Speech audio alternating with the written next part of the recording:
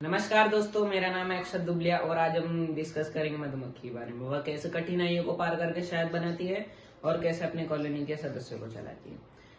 तो आमतौर पर इनकी कॉलोनी में 3 तरह के सदस्य होते हैं। पहले पर आती है रानी मधुमक्खी, दूसरे पर आती है वर्कर्स मधुमक्खी और तीसरे पर आते हैं ड्रोन्स।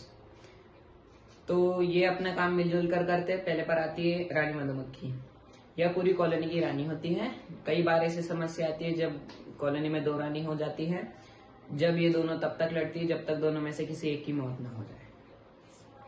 ये अपना भोजन खुद नहीं करती बल्कि इन्हें वर्कर्स मधुमक्खी भोजन करवाती है और इनका भोजन स्पेशल होता है जिसे रॉयल जेली कहा जाता है और इनका मेन काम अंडे देना होता है।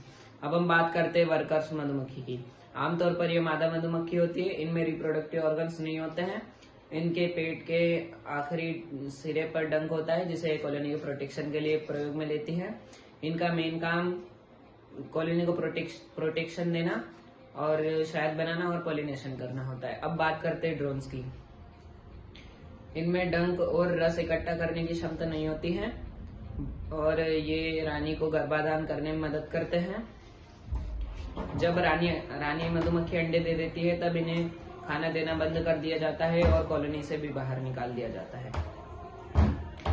रानी मधुमक्खी आमतौर पर 2 तरह के अंडे देती है। पहले होते हैं फर्टिलाइज्ड और दूसरा होता है अनफर्टिलाइज्ड। फर्टिलाइज्ड, इससे रानी मधुमक्खी और वर्कर्स मधुमक्खी का जन्म होता है और अनफर्टिलाइज्ड से ड्रोन्स का जन्म होता है।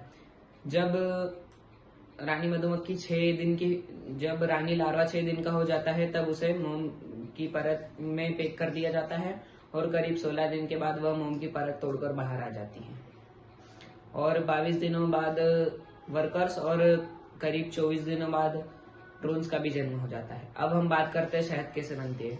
शहद बनाने के लिए मधुमक्खी को फूल घूमकर उसका रस इकट्ठा करना होता है।